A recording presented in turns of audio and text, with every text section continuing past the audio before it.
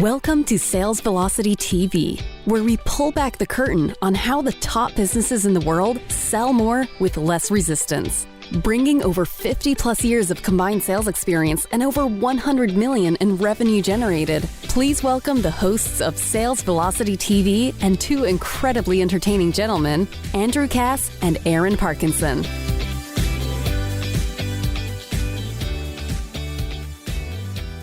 Welcome, everybody, to episode 101. If you missed episode 100 last week, we're turning the corner and we're on the road to 200, my friend. How are you?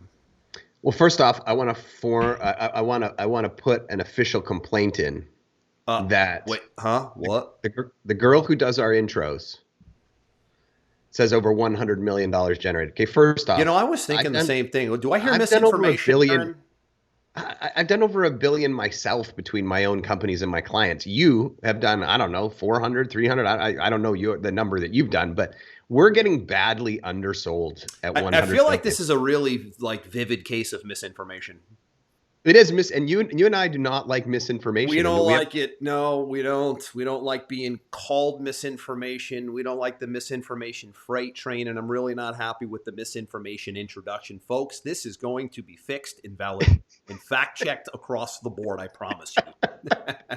Now, is anybody going to be canceled over this? That's all I don't know. See, that's kind of, no, because I value free speech and open communication and disagreement. So we won't cancel anyone over this because we don't operate like communists, but we will address the issue and we will have an open debate about it because that's how a democracy works, folks. Weird. I guess we had to go off on a political spiel since it's election week here in the U.S. at the time of this recording. And well, I kind of feel like we need to set the tone for this call because we haven't done a sales prevention department by the way, call in a while, True. Which is one of our favorite ones to do. And if you never listened to a sales prevention department episode before, we basically talked through real life examples of things that we have run into recently where we are just shocked and appalled at the experience that we have had, and we dissect it so that maybe you can look through the lens and say, is there any possibility this might be happening in my own business, in my own organization, and just triple check that everything's tight and right. Yeah, good point. But I think we got to kick this off with this picture, and because there's a theme to what we're going to be talking about. You want to go there first? I do. I want to go there. I want to go there. You. So real quick though, Aaron, just to preface, the sales prevention department, if you look at like our episode portfolio at salesvelocitytv.com, you will see the sales prevention department happen about every 1 to 2 months. So don't be like, oh, it's a repeat, it's a recast or whatever. We do this themed episode, like I said, about every 1 to 2 months, and it's fun, and it's basically us identifying companies or organizations that literally are so bad they prevent sales, and it's so instructive because the holes that you may not see and the holes that you have the ability to plug will make such a difference in your outcome. And I wanted to just make sure for those that are maybe chiming in for the first time, listening for the first time, this is a regular themed show and it's a lot of fun and we will come back to it. It will be a different theme every time, not the same content. We have 2 examples today, which are like home remodeling company examples, Aaron, I think today, right? So kind of a fun, but yes. So the point of today though is, let me preface the picture I want to show, Aaron. Okay. It's, to me, and you tell me what you think, it's the lack of thoroughness, the lack of thought, the lack of pride, the lack of dignity, and just the lack of overall, I don't know. Professionalism. Looseness. Professionalism. Let's try to find all the words. These are the things we see lacking so much, not only in the sales world today, but I feel like it's spilled so much into culture today. Yeah. And here in America, you're in the Cayman Islands, I'm in America. I mean, there's just 2 different Americas unfolding right now. And you could argue, is that by design or is that by default? Or is that just because of what we're talking about here today, which is just really the lack of pride. And I believe how you show up for anything is how you show up for everything. Well, let's repeat that because the fact that you said that before the show when we were talking was funny because I say the same thing to my kids every single day. When they are sloppy, when they're disorganized, when they're just not showing up with the right stuff, I say to them, how you do one thing is how you do everything. And you said that exact quote right before we started this show. So look at this picture that you're going to share right now. Okay. And keep in mind, it's always nice to be Canadian and live in the Cayman Islands, because then nobody accuses me of being biased or something along those lines, because I'm not American. I don't get involved in American politics. But let's look at this picture for a second. Ever hear the saying, a picture says 1,000 words? Right. Have you got, is it up? Okay, here we go. So for those people who are listening to our podcast, you can't see the picture. But Andrew, maybe explain the two people in this picture. If you go to salesvelocitytv.com and you watch this, the video version, I highly suggest that you do, just to catch this picture. It's on YouTube as well, our show. This is the outcome of the election in Florida and the outcome of the election in Pennsylvania, and how the candidates and their families showed up for their victory to address their base. Correct. So let me, the unbiased one, walk people through what I'm looking at. Okay. I'm looking at Ron DeSantis, who I'm a big fan of. I follow Florida politics more than anything, probably because I'm so close to Florida with being also in the Caribbean. Gold standard of how American politics should be. I'll throw my 2 cents in. Right. And I feel like he's been really strong on freedoms and things, and opening up things, and anti-control and medicine and all these things. Less government, right? Yep. So he's walking on a stage right now. He's got a blue, fit, beautiful suit, tie, shirt. He's got 3 kids, hand in hand, 2 little girls in beautiful dresses, little son, maybe 6, in a suit as well. Wife looks like she's literally showing up for the Miss America pageant. Beautiful. She's sharp as a tack too. Yeah, gold dress, hair's done, $1 million. I'd never seen this picture below, because again, I don't follow American politics that much, right? But you showed me this picture, and my first response was, what the hell am I looking at right now? And you said, you don't know who this person is? I have no idea who this person is. This is a guy, apparently his last name is Fetterman, who just won in Pennsylvania, and he's showing up to his victory speech. First off, he's got a black hoodie on. He's got his sleeves rolled up on the black hoodie. He literally looks like one of the MMA instructors that I would roll with on the ground. Big goatee beard, all tattied up, shaved bald head. And he's got his kids and his wife beside him, or girlfriend or whoever. And they're all in like shorts and oversized hoodies, and their hair's all undone. As and if they don't even want to be there, brother. I'm like, what the hell is this? Right. And I have no, I don't have any knowledge around this. Now, my kids look like this on a Saturday when they're laying on the couch, when they're watching sports. So I'm not really like blaming the kids for what they're wearing, but like the circumstances, if I had just won an election, my kids have enough common sense that if I'm going to be on television, pictures are going to be public, they already know they're going to dress to the nines. I don't even have to tell them. They're just going to do that on their own. Well, that's because they understand that's the gravity probably of the because of situation. parenting, Aaron. It's common sense. It's parenting. It's know your circumstances, know your surroundings.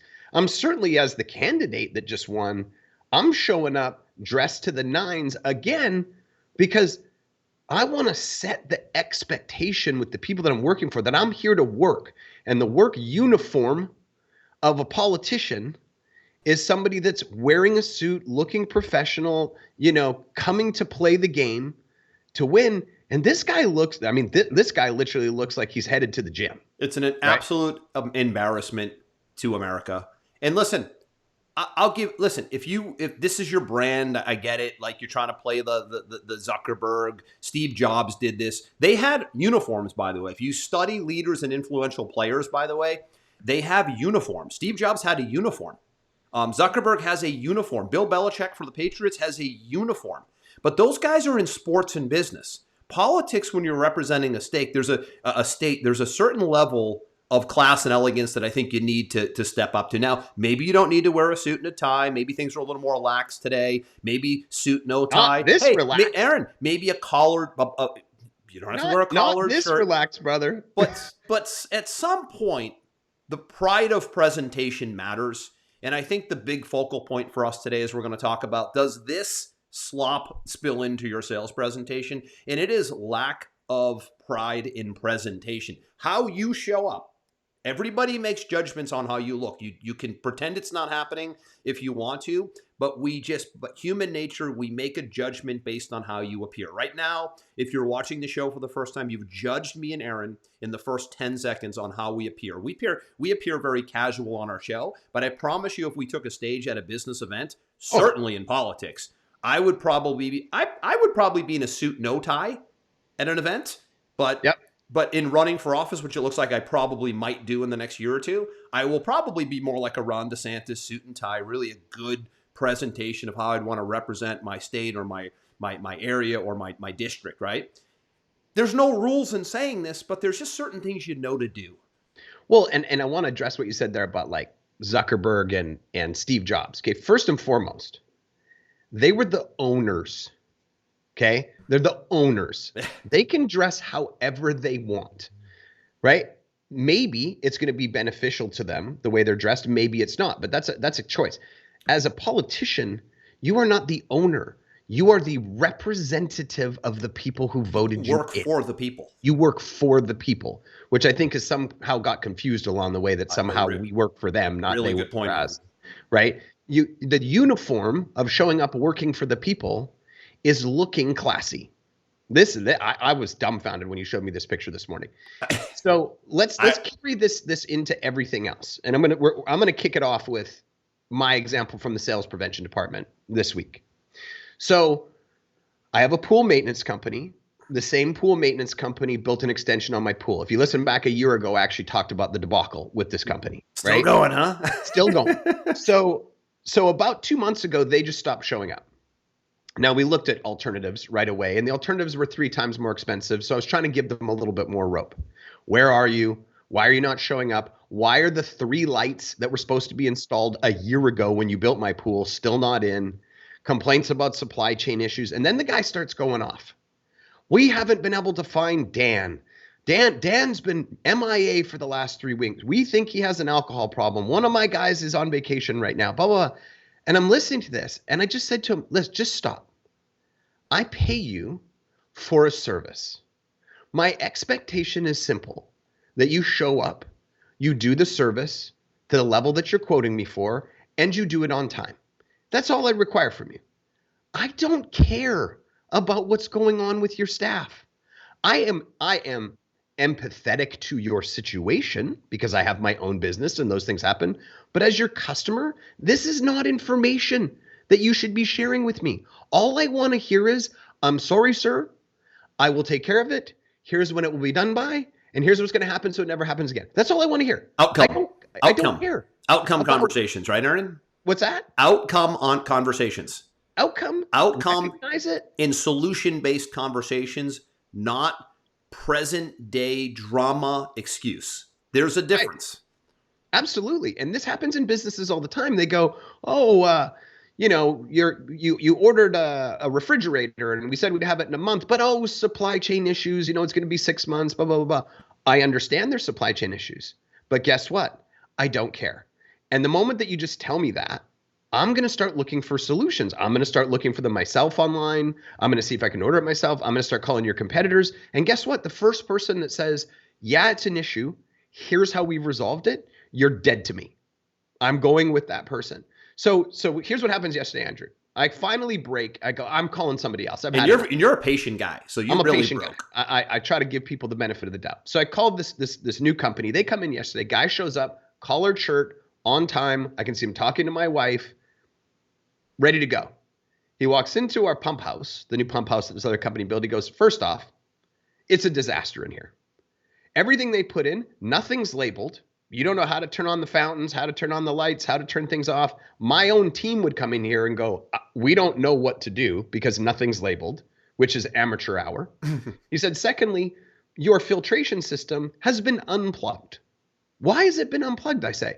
He said, because the filter system that they put in, they installed backwards. And rather than trying to figure out why it wasn't working, which it's because it's installed backwards, they just unplugged it, and they've just been throwing chemicals into your pool manually with their hands whenever they show up. He said, I will come in here. I will bring my team.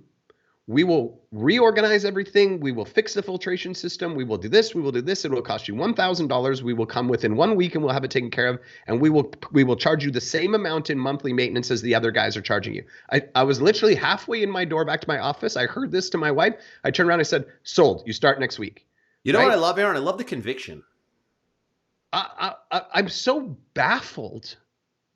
Do you, like, Andrew, think about this for a second. We're paying them $250 a month, okay?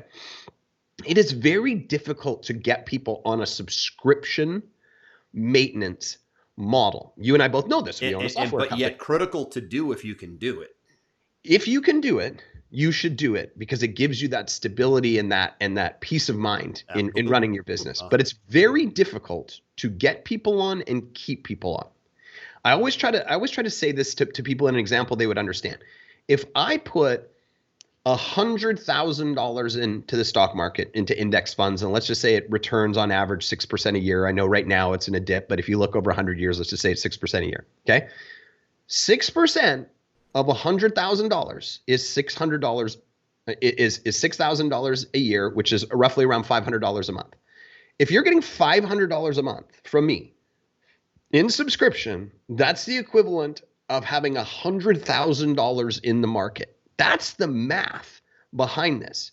So these guys have got this with me and however many other clients they have, and they're impossible to get to show up and just do the bare minimum properly. And I'm sure they're losing clients left and right. It loops back to the lack of pride thing. I mean, this is your business. That's the state of Pennsylvania. This is the business driving your revenue that feeds your family.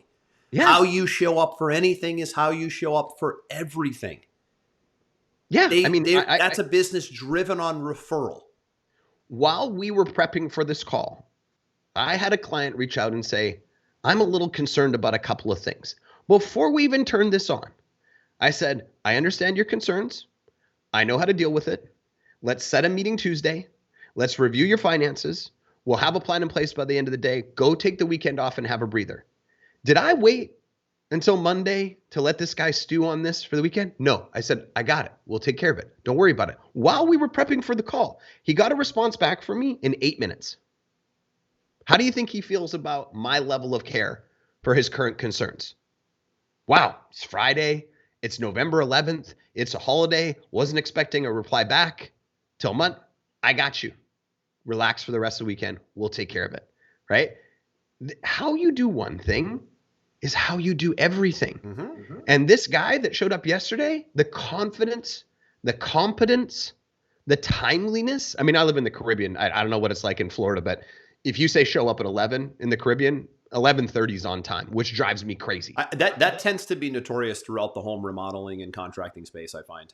This guy, 5 minutes ahead of time, he showed up. That first impression. First impression. How was he? I think you mentioned dressed in nice. Fairness, he's a pool guy. Yeah, right. I'm not expecting a guy to be in a suit, of course. He showed up in shorts. He showed up in work boots. He had a polo shirt on. Yeah, but that's representative of the industry, I think. It's representative of the industry, but he was well-spoken. He smiled. He shook our hands. He explained everything. He told us what we need to do. And then here was the thing that was the final kicker for me, Andrew. Here's the final thing.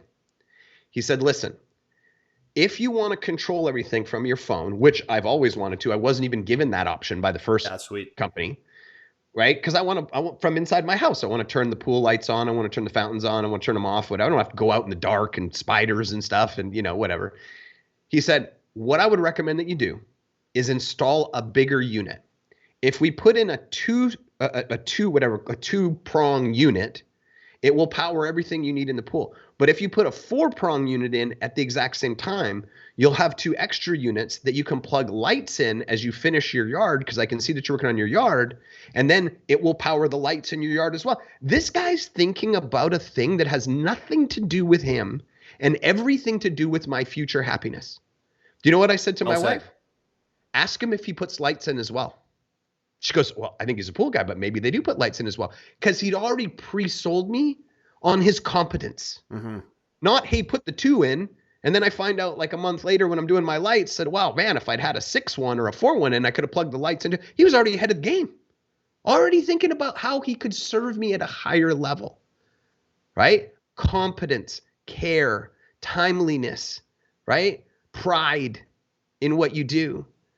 The impact that this has on your customers, and I want you to really hear me when I say this right now.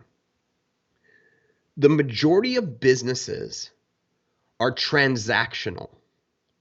I have a product, I have a service, you give me money, I give it to you. When your business is transactional, you're typically playing in a price game that is a race to the bottom. The moment that somebody comes into the market with something cheaper, they're going to go with it because you are transactional.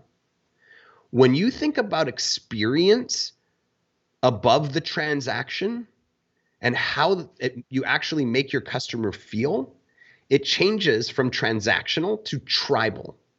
And when it changes to tribal, they will come back to you first for anything that could possibly be related, hence the lights in my backyard. Even though they're a pool company, maybe they do them. Maybe they would want to do them. I'd like to give them some more money.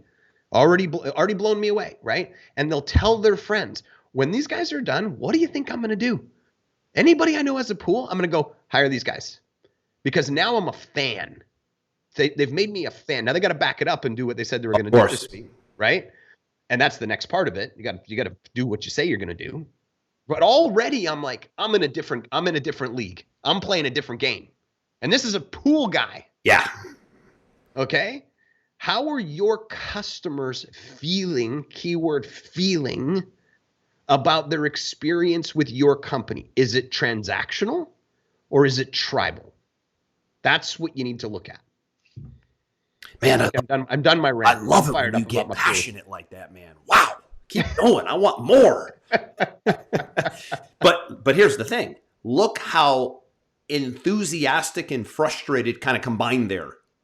Right. Just what I just heard was a combination of enthusiasm and frustration.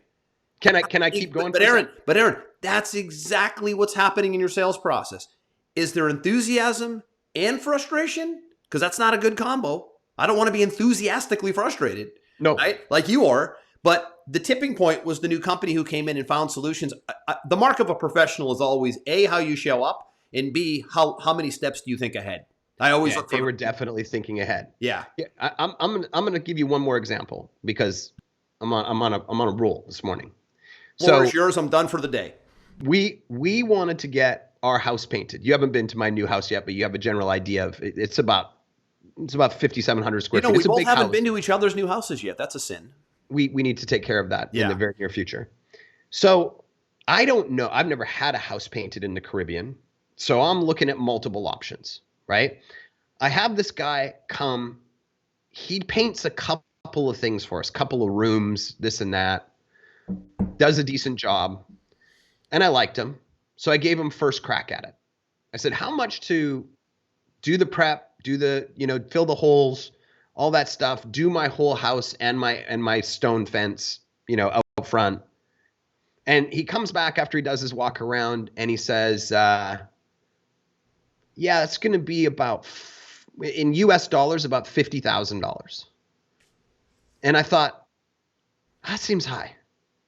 Now, in the same sentence, he says, $50,000, but we could talk about that and we could negotiate that. So first off, my brain goes, before you could even finish spitting out the quote, you're already dropping your price. You're already dropping your price, which means that you're putting me over a barrel. Exactly. It's like, come on, man. Right? You're giving me the stupid rich. You're giving me the stupid rich guy price because you can see my house. You can see the $3 million house, right? Yeah, and you're just hoping I'm going to be like, okay, whatever. And so this right away, I was like, something's not right there. So we had this sort of like a small contractor that had done a couple of different elements for us. And I said, hey, do you guys paint? He says, yeah, of course we paint. I said, you got any like reviews or testimonials of stuff? Boom, guys, here you go. Bang. Pictures, customer testimonials. Oh, wow. Okay, great. Impressive. I said, could you come over and quote my house? Oh, and by the way, the first guy, I said, how long is it going to take you to do it? 2 months. 60 days I'm going to be on your property with scaffolding and this. I said, 60 days? That seems like a long time to paint a house. Anyway, guy comes back. He quotes it. Now, first guy shows up in a beat up Toyota Tercel or something like that. This guy shows up, truck, logos, polo shirts, branding, the whole shebang, shakes my hand, well-spoken guy, does the whole quote. He says, we can do it for $24,000 and it will be done in 14 days. $50,000, man, 60 days, showing up looking like a schlub. 2 weeks, 24,000. Not even in the same ballpark. Not even in the same. Almost so different that I was worried. Good thing you got a second opinion. Oh my goodness, yeah. So now here's where it gets even better. This guy shows up day one, 7 a.m. on time. Now, typically in the painting world, you might have 2 guys working on the project, right? He shows up with scaffolding and a team of 5. The team of 5 is on my property every single day, including weekends, done in and out, 2 weeks. Beautiful job. How many more jobs have I given this guy since then? 6. 6 more jobs on my properties since that day, and I've recommended them to a minimum of 15 other people who have also hired this guy. The first guy, I can't even remember his name. I've already forgot. He is dead to me. Just like the pool guy is now dead to me. This is what Mr. Wonderful says on the Shark Tank all the time, right? You're dead to me. For them, it was transactional. Yeah. I'm done. It's over. Yeah, really good points, man. Again, it just loops back to, if you're watching the show for the first time or you're listening, it just I think a lot of times we forget, right? We get unconscious and we just get into the day-to-day of the business and we just roll and we're in reactive mode and we get unconscious and we're not thinking about our actions, but all of these things matter so much. Look how much you noticed that he doesn't even notice. You're the customer. You noticed all the little holes, how you show up, how you dress, what kind of language you use. Do you give a price and then drop it? I'm referring to both your examples combined here, right? All of these little things. Now, I think candidly, you and I are in the sales and marketing, in consulting and communication space. So, and we understand the psychology behind it. So maybe we have a little bit of an edge. Do we know what to look for? I think there's some of that, but there's not a lot of that. We, even at a subconscious level, are going, man, this is how you show up. This is how you quote. This is how you pitch price. I mean, there's a method to the madness of pitching price, everybody, right? So whatever business you're in, whether it be the home remodeling business, whether you're a consultant, a coach, or you own a restaurant, the presentation of price, to your point about the 50K, but I can do better. The presentation of price is one of the most, if not the most important element of a sales process. And you can prevent a whole shit ton of sales when you have a poor price presentation, specifically when you present what I call price out of place. A lot of times you get price out of place. Somebody's quick to give price before giving value, and then the price gets distorted, and there's a way to present a higher price versus a lower price. These are just the way humans are wired to receive pricing. Nobody likes to receive pricing, so you have to present pricing in a way that people like to receive it. And they fail over and over and over again. Goes back to the Fetterman thing. How are you showing up to now sell the public on how you're going to run the state? I don't care if that's your brand. I don't care if that's your style. You look like a mess. Honestly, when I look at that, I think, what are the jobs that I would be okay with that guy doing for me? Probably something in my yard, the way he's dressed. But like even looking at him, it's still a stretch. Yeah, it's a big stretch.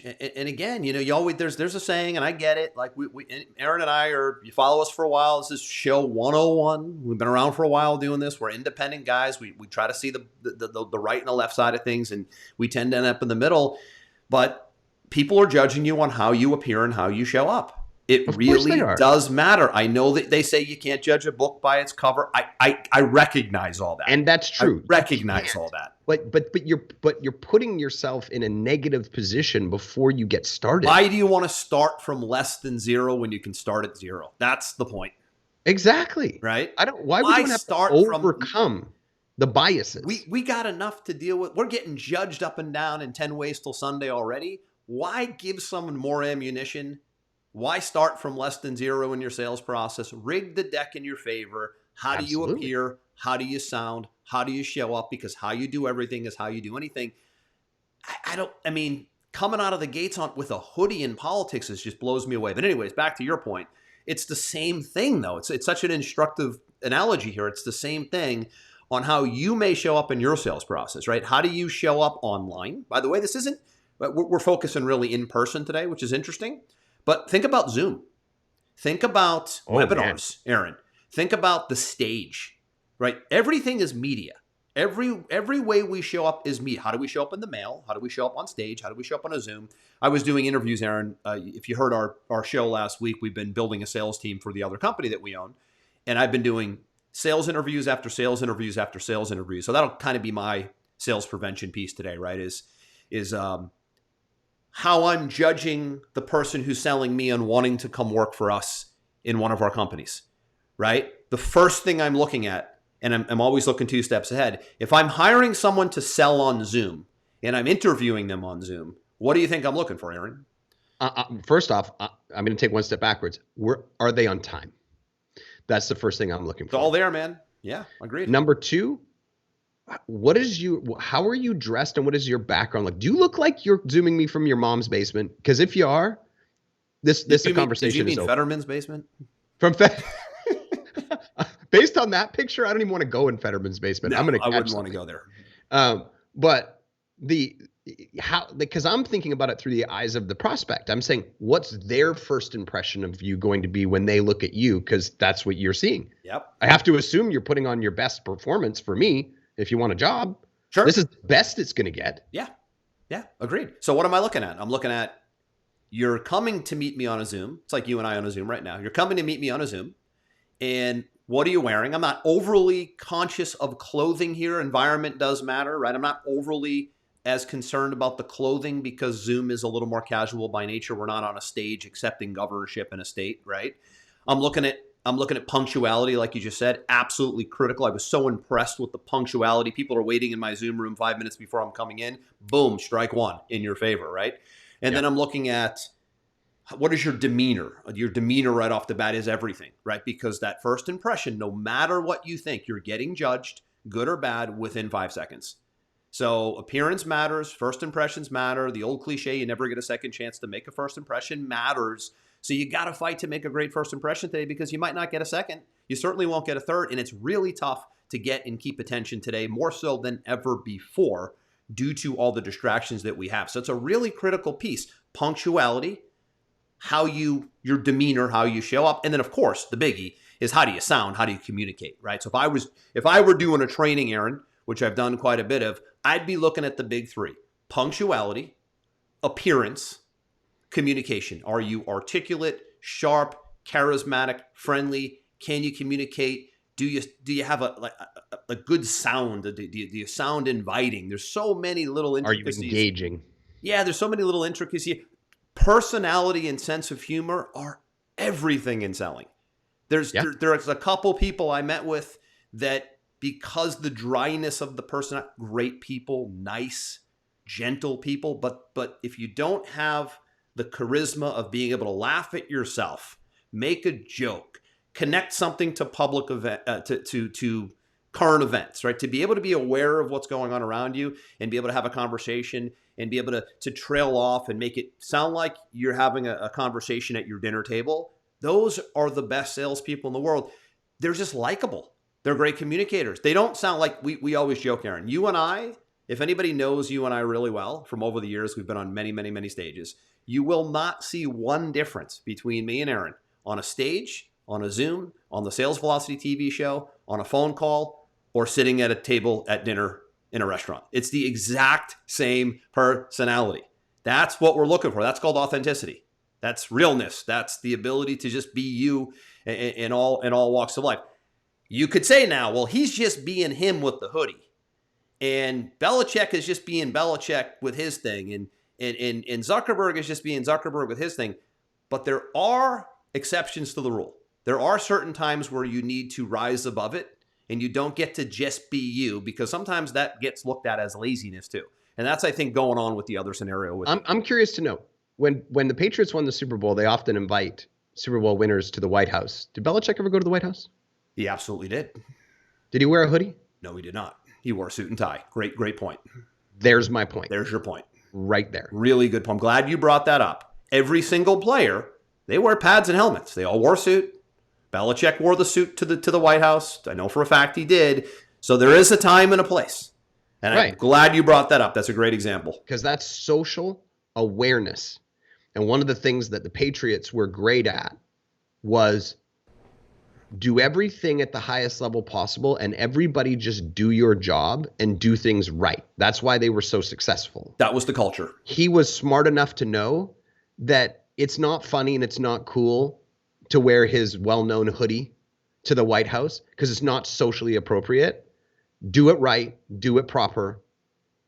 That's why he did it. I think he would have busted his image if he actually showed up in his normal gear. In my mind, he would have looked like an idiot. He would have looked like a slob. He would have looked it's disrespectful. Disrespectful. It's very disrespectful. I don't care what anybody says. It's disrespectful. So, yeah, I mean, this stuff matters. This is, again, looping back to the topic of the day. Sales prevention. We, you, me, us as business owners, we are all preventing sales every single day in some way, shape, or form. Even us running a show that's very successful in the sales and marketing category, we make mistakes too. We have to consciously be aware every single day. God, man, how did we let that happen? That hole, that what was that sales prevention thing we did? And the awareness to it is key. And the awareness to everything is key, right? When you have situational awareness, you can fix things fast and find solutions. Those guys you mentioned, Aaron, with the pools and all that, they just don't have any situational awareness. Like, why would you talk about your employee who didn't show up last week or supply chain? And here's what's going to happen. Don't have situational awareness. Nobody cares. And here's what's going to happen with that. When that business goes under. Here's what's going to happen. When, keyword when, that business goes under, who's that owner going to blame? Somebody. You can tell already. He's a blamer. The economy, the government, the whatever he wants, he's going to blame somebody. He will take no personal accountability for the fact that his business failed. You can already see the blame language because you're already getting the blame language. So when you're dealing with somebody that uses, again, noticing language, when you see blame language, it's victimology language, you know where that's headed. That's a freight train headed off the track, right? You can never exist for long when you're constantly pointing the finger elsewhere and you're in the blame game. And if you really do an audit of your sales process and you look at these things, be okay with the mistakes. You're going to make mistakes. Be good with the mistakes because you know what? They lead to they lead to you fixing them and finding better solutions. I heard a great saying years ago. Okay. How was this phrased? I always want to try to phrase it the way I heard it, of course. I'm actually searching. Are you looking for one? My own social feed right now because I didn't want to misquote something I posted the other day because I think it's really, really important for today. But listen, you are not your mistakes, right? So, you're not your mistakes. So if you make a mistake, you fix it, but it's good to be aware of them all the time. We will always make mistakes in our sales process. We will always make mistakes in the way we run companies, but doubling down on them, this is happening. This is also pervasive in culture today, Aaron, also. Doubling down on what doesn't work. I'm seeing this at the highest level today, mainly from the current administration, just doubling down on what doesn't work. I mean, that's like that. I mean, is that narcissist? Is that stupidity? Is that ignorance? Is that delusional? Is it all of it? Delusional? It's incompetence. Because here's the deal. Delusional. If you remember, I love the Belichick examples. I'm a big Patriots fan, as you know, born and raised in Boston. Love the culture of the Patriots. Always have, always will. Remember when they were losing 28-3 in the Super Bowl against the Atlanta Falcons, Aaron, and they won the game something like 32-28? Do you think Bill Belichick at halftime, down 20 whatever to 3, do you think he said, you know what, guys, let's just keep up the good work and just keep working hard and pounding the same game plan? No. The whole game plan got changed. He didn't double down on what didn't work. He completely resurrected the game plan, shifted, pivoted, called multiple audibles, and they came out as a different team because he didn't double down on what didn't work. That's what he was notorious for. Is whatever happened in the first half against the Patriots, you better believe the second half is going to look different because he took accountability. He said, it's my job as the coach to analyze the situation. And he always came out with a completely different game plan in the second half and often torched the competition, even if it was close in the first half. You were in no way confident of a Patriots team in a big lead at half. There's Never. no team over the years that felt good in any way, shape. In fact, they even got a little scared being down 20 points. After that, we got a nice lead over the Patriots, but man, why does it not feel good? Here's the quote that I was looking up. It's funny because I can't remember my own quote. I posted this the other day. Wherever you start from doesn't define where you will finish. It's a process. And I was talking about my company at the time, we didn't start off great. We did our best to be great, of course, but we learned through experience how to do better. The key is to get started and always be asking yourself, how do we improve this experience? And then actually implement it, of course. No one starts off perfect. Don't beat yourself up. Just ask yourself, how can we get 1% better each day? And it was a reflection that I had on a screenshot I was sent from one of my team who said, hey, we just got off with a brand new client who has worked with 4 agencies over the last 3 years. And he mentioned over and over how impressed he was with 7 Mile.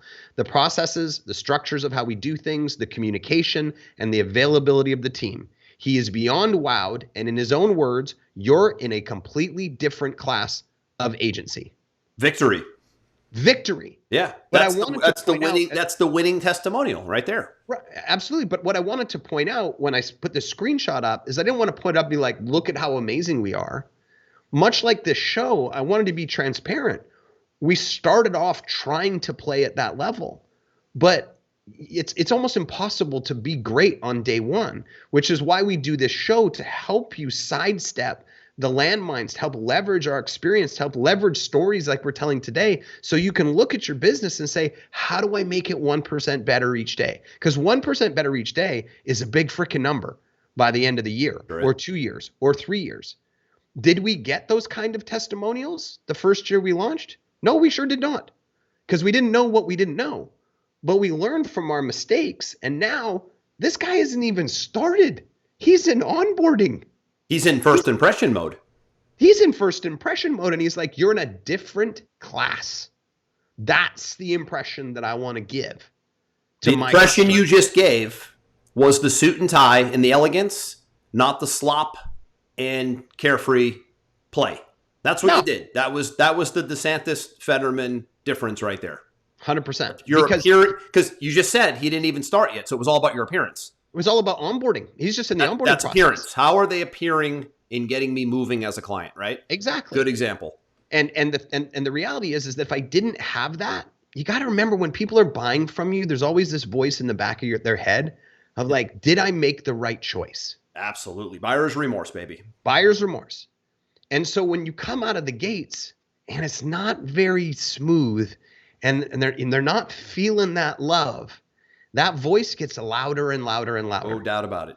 When you over deliver and give them beyond what they even expected, that voice goes away. And then guess what happens?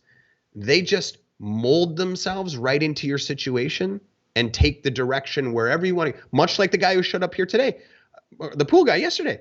Hey, I don't think you should spend $1,000 on this new system to control everything. I think you should spend $2,000 so that you've got more space to put lights in, which I'll probably now pay him to do. Mm-hmm. I was like, sold, right? Because he'd already brought me in and over delivered it. You want more of my money? Take my money. Right? Yep. Completely different scenario. Agreed. I've been ranting today. No, it's good. That's why we have a show. I mean, that's why you should have a show too, if you're in sales or if you have a business that you own. And we need to vent. And venting on a podcast is really a good thing to do, especially when it's instructive venting. That's the point of having a show. We instructively vent when it comes to sales and marketing and business ownership and entrepreneurship and autonomy and, you know, all these things we love to talk about. But the sales prevention stuff is always really fun because we're always looking for ways to improve. We're always looking to why you watch the show or listen to the show. We're always looking for ways to improve. We always want to make more money and make more sales, but very few look at the holes. Very few look at how do I avoid mistakes. They're usually focused on how do I do these things better, right? And I think it's really important to have a balance of, yes, you want to find the nuggets to make you better, but you also want to find out what are some mistakes companies are making. Like listening to today, like, wow, look at all the mistakes. I was never looking at my company from a mistake perspective. I was looking at it from an improvement perspective. There's a difference, Aaron, right? It's always a yin-yang approach. So always you want to look at improving, but you always want to look at where do we suck?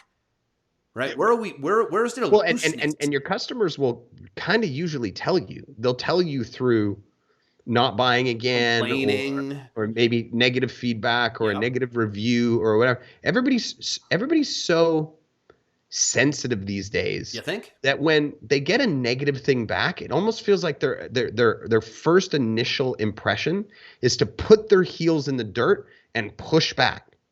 No, man, listen to what they're saying and pick up on where the holes might be, and then go look at your system and put a fix in place so that you'll never make that mistake again. That's been our goal in this particular company that I got this testimonial on, was every time we would lose a client or every time we'd have a client get mad, we'd step back, we'd go, what system or process could we put in place to ensure that that one particular thing never happened again? Does that mean we're never going to make mistakes again? No, because we're all humans and we make mistakes, but it's okay to make a mistake. It's just not okay to make it twice. Yeah, exactly. Yeah. So put the thing in place to keep improving the system and the machine. And then guess what happens? The mistakes become fewer and fewer and fewer and fewer and fewer. And it becomes smoother and smoother and easier to run and more sales with less resistance and easier to scale and more money and more vacation time and more bonuses for everybody at Christmas. It's common sense. Yeah. And I'll take it one step further, Andrew. The guy that I was just talking about just emailed me back. This guy sent me 4 panicked emails this morning. Wait. What did I do? Talking about the first guy? First guy. I just responded back exactly what I said, exactly what I told him. Relax, take a breather. We'll talk on Tuesday. Bring me your P&L. We'll have a look. We'll take care of it. Enjoy your long weekend. I got it under control. Emailed me back 5 minutes ago. Just saw the notification. Says, ha, ha, ha, ha, ha. Okay, thanks for the response. I'm busy from 10 to 12, but otherwise open after Tuesday. The guy went from level free freaking out, 4 emails, to me quickly responding and saying, I got it. Take a breather. We'll evaluate it Tuesday. Don't worry about it. Now he's ha-ha-haing, sending me stuff. Right? If I hadn't, he's going to stew on it all weekend and create a bigger story in his head. It's just good customer service. Mm-hmm. Great stuff today. Oftentimes it's important what not to do than what to do, right? Where we again, we keep focusing on what we need to do, but what are we doing that we shouldn't be doing, right? These are the little pillars. So again, let's walk it back. Let's close it out. Let's come 360. Is go through your sales process. Become a prospect. I always say that when you launch a funnel online or you launch a sales process, go play prospect. Go get a new free Gmail email address, sign into your website, attend your thing, go through your steps, get the emails that should come out, get the phone call from the team, be your first prospect, and don't just look at it like, wow, this looks great. No, where are the holes? Where could we be preventing engagement? And if you're a physical business, like the ones we were talking about today, brick and mortar, service, restaurant, whatever, get one of your friends to play prospect. Send your team there. Get their feedback, because you don't know what you don't know. You know, there's companies, Aaron, out there that actually, I don't know what the term is for this. They're called mystery shoppers. Yeah, there's companies that you can hire that will actually, and they'll do it like, they don't just do it one-off. Like you'll hire them for a month, for example, and they'll just keep becoming customers and showing up, and they'll kind of come at you from all angles and give you all the sales prevention. You could do it on your own too. You could stage it. You could have someone do it. What amazing feedback. But here's the takeaway. Go find your sales prevention department, right? Go find all the ways you fail when you're prospecting, presenting, in your marketing, in your branding, the whole thing. Go through all of it and just make a list. And you'll be like, man, I thought we were dialed in over here, but we're really not. We're doing great over here, but there's a hole here. All this stuff matters so much. It's the compounding effect. It is. And literally, if you find that list, you have found a giant bag of money. Really true. Real. And listen, today we have to do more with less. So if you can shore up your sales process from front to back, you then can do more with less. And that's never been more important than it is today, where it's harder to get customers, more expensive to get them, and harder to keep them. So you really have to do more with less today.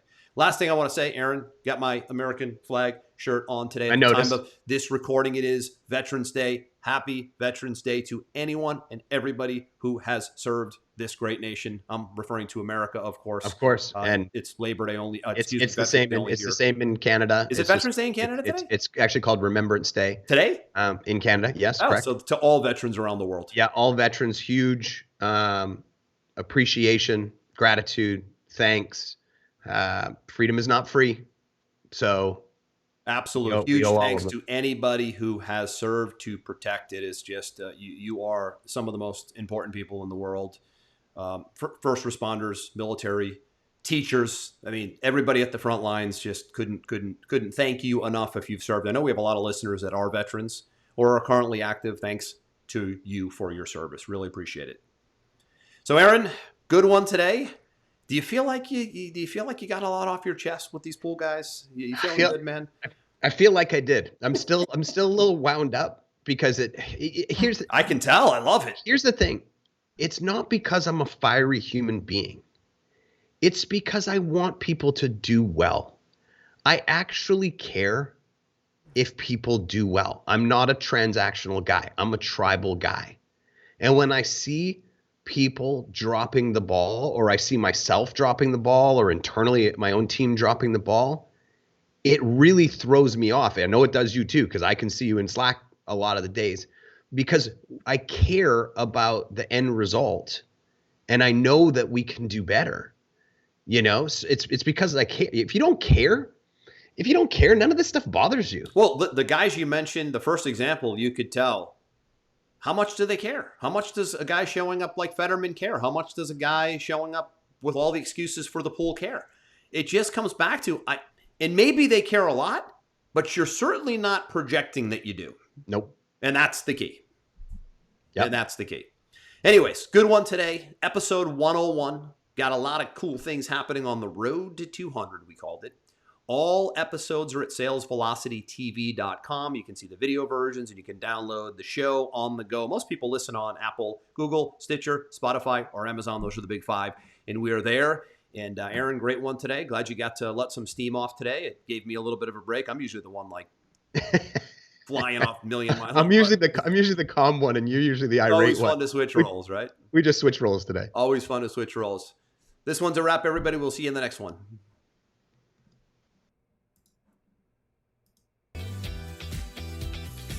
We hope you enjoyed this episode. Sales Velocity TV is powered by Pipeline Pro, the ultimate all-in-one sales pipeline management and marketing automation platform that makes all others obsolete.